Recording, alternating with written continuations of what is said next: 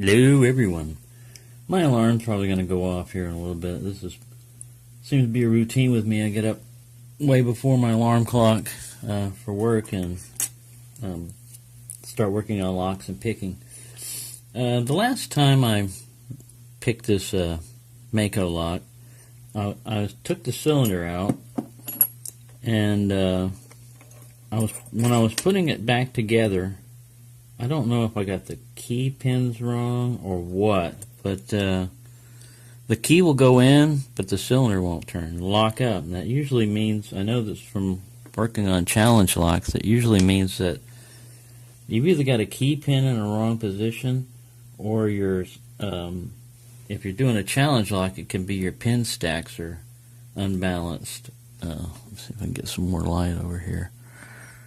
Like you've got too big of drivers and too big of key pins in there, and stuff like that, you know. But I mean, this was their stock lock. So what I did was I just put the Ace Hardware padlock that my buddy Steel Pinnings fixed for me. I put that core in this lock, the Mako lock. So now it's still a functional lock, and you know, it has like an American lock clone type of core in there. But I was just trying to figure this out, and I thought I'd walk you through the process of what I try to do for troubleshooting. I'm not a locksmith, but what I've noticed on this one is, you notice how when you push the key in, that this one sticks up a little high, and so does that one. That one can be pushed down some. Now, I didn't change these pins when I had them, but I'm faced with having to customize some pins for it, or filing on these, and I was trying to straighten up the core a little bit by filing, just in case there was any burrs, you know, sandpapering and stuff like that. But one of the things I wanted to comment on while we're sitting here doing this early in the morning is Bill Bacardi's having problems with his videos on uploading them and getting them done and stuff like that. But one of the things that happened in that video that I've seen in other ones is someone, you know, decided to give him a negative, you know, a downward thumb on it. I don't know why YouTube includes that in there, but if it is, you know, if it is in there, it should be that if you're going to negative comment on something, make it a constructive criticism and tell them what you think they need to change on it. You don't have to, you know, it's pretty cheap and amateurish and weak individual to sit there and go through all these people's videos, you know, that took time to try to, you know, tell you how much they enjoy their sport and, you know, stuff like that. And someone that basically has no life and is miserable and wants everyone else to be miserable will put something up there. And the thing about that is, I've noticed this from a company did peer surveys one time that I worked for, and they were anonymous, and they allowed comments. And somebody would always, you know, one guy, especially a Vietnamese buddy of mine, he was very, he would get upset about any little comment. He could have a bunch of good comments and good ratings in there. 90% of the comments were good, but that one comment that was bad, that's what would set him off. And this is what these people want, you know. They want you to be upset. And that's just basically the way to defeat that, is just don't worry about it. If someone doesn't like your video and doesn't have the cojones, or, you know, the balls to sit there, and it could be female too, I mean, it's just a generic term here, you know. You got to have the balls to tell someone what you don't like about them. I mean, if you don't, keep your mouth shut, you know, is my thought on it, you know. Keep your finger off that dislike button, you know. I mean, it's just, it can be used constructively, but, you know, a lot of people don't like negative criticism. And anyway, I just don't let it worry me. I don't let it bother me, and I'm just trying to pass that on. That's how you defeat people that try to scare you with words and stuff like that and threats, is don't let it bother you, you know, and they have no power. But our community is really good. We very rarely have anybody fight or argue or, get pissed off about stuff or just slam people like a lot of other communities do. But this is open to the public. So, it could even be someone outside of the lock sport community that doesn't even like locks, and every video they see about locks, they give a negative to. Who knows? It's totally random, it's... to me, is if I got an issue with somebody, they'll know it. I'm not going to hide and do sneaky things behind their back. But that's just me. I'm just different, maybe in that way. But anyway, that's what I'm trying to do on this one here, is try to figure out what it is and that's causing it. And I doubt if it's anything in the driver. What I'm going to try to do is I'm going to gut this again, and I'm going to try to see if I missed putting a driver in there. That's always possible. To me, though, if it did that, the spring would get hung up, and you'd have it would start to turn, and then it would give let me get this shim out of here. I put a shim in there, too, because I wasn't sure if something weird had happened. All right, let me see if I'm in frame here. Sorry about this lighting and all this. I got my hoodie on so I don't knock the camera over like I usually do. One of these days I'll get a good angle for this. I tried to put it back together the way I got it. Driver number 1 is serrated. And then, all these had the fairly weak springs. You notice how they're not popping up.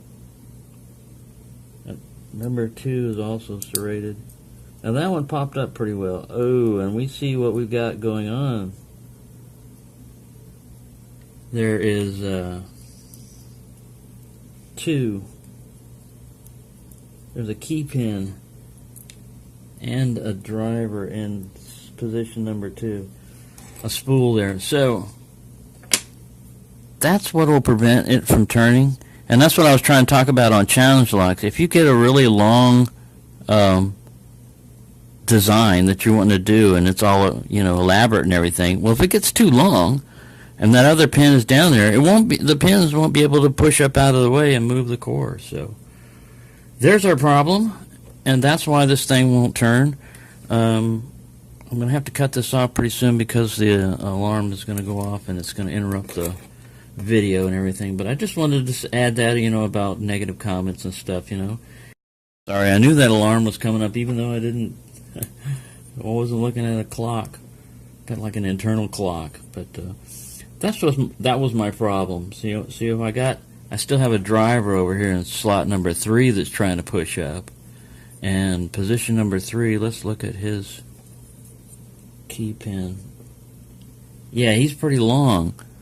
So you got that long driver with those 2 pins in there, and that can happen. So basically, you'll learn a lot about locks by picking on them and gutting them and trying to reassemble them and reassembling them incorrectly, as I did on this one. Good job there. I was wondering why. I was going to actually try to find. This wouldn't have done any good. I was going to keep worrying about the position of these pins here, the height of the key pins, and make that thing perfect with the keys sitting in there. And sometimes it can just be you bumping. The position in the key will make a difference in the way the pins are laying in the stack. So you can screw that up. The best thing is just reverse your steps when you make a mistake, and try to see where you screwed up. And obviously in this one, the springs were so weak in this thing. See, then when that one shot up like that, I knew something weird was going on. Because all these other ones, the springs are very weak. And when you push it back, it doesn't do the normal. Now that one's got a little bit better spring. It doesn't do the normal shoot through the roof. Let me go ahead and finish gutting this thing. I want to fix those springs so that they're... Now that one's real good. That spring back there, I like that. Now, in a challenge lock, you may want it a little bit weaker, to make them feel like it's set. And again, there is another one. So, I did it twice. And that's another thing. You want to make sure you finish what you're doing, you know. I was going to stop and say, ooh, I found the problem, and reassemble it. But I thought, no, I better continue just to make sure there are no other problems. And bingo. Problem number 2. So I had 2 chambers trying to lock that up. That's why this lock would not turn when it was reassembled. So I hope that helps anybody that's doing challenge locks or new to this stuff, you know, because I'm no locksmith. I worked on machinery and aircraft and stuff like that, but electronics, and I worked on cars and stuff like that, so I'm mechanically inclined. But as far as locks go, this is almost like learning how to build a clock, you know, a little fine clock with all the tiny details and mechanisms and stuff like that. But it's interesting, and that's one of the mistakes you can make, just like I did. So, see, I got something done before I've even had my coffee, and that first alarm is just to let me know to wake up, and then I've got another alarm 30 minutes later to tell me, hey, you better be getting ready to go to work, and then I got another alarm 30 minutes later telling me, you got to leave for work. And this pattern's worked fairly well for me, because I live alone, and nobody would nudge me and tell me, hey, you're not even a cat anymore, you know, to wake me up and say, hey, feed me, to let me know I've overslept. But I haven't missed a single day in a year, and I haven't been late or missed a day. So I have felt like it, though. So there you go. There's my problem solved on that Mako lock. Why it wouldn't turn either way. It wouldn't turn clockwise or counterclockwise. And I go, man, I got something wrong in here. But I made a double mistake. So try not to do that when you're putting locks together. And if you do run into that, just try to figure out what you did wrong. And obviously, these weak springs made me feel like I had loaded them already or something. I don't know. But I'm going to have to get those guys fixed. Stretch them out a little bit more, or even replace them with something stronger. But the lock worked fine, you know. That's what gets me on a lot of this when I'm working on locks, is the lock worked fine. This guy's been replaced. He's a little darker and a little bit longer. I probably dropped one of these springs, which happens a lot, and I couldn't find it. But these are steel springs, and you can use a strong magnet, which is currently doing a very good job over here on the vise, holding picks and tension wrenches and stuff like that. But usually I take that thing and tie a piece of string around on it and drag it around like a little puppy dog on the ground beneath me, and you'll find all kinds of metal things. I wish it would work on brass pins, but they're non-magnetic. It'll work on the steel pins if you've got some anti-drill steel pins down there. But it works well on springs. So, finding springs and carpet. There you go. Hope everyone's having a good time, and that's it for my morning lock messing around. Now I've really got to start making that coffee because I feel like I need it.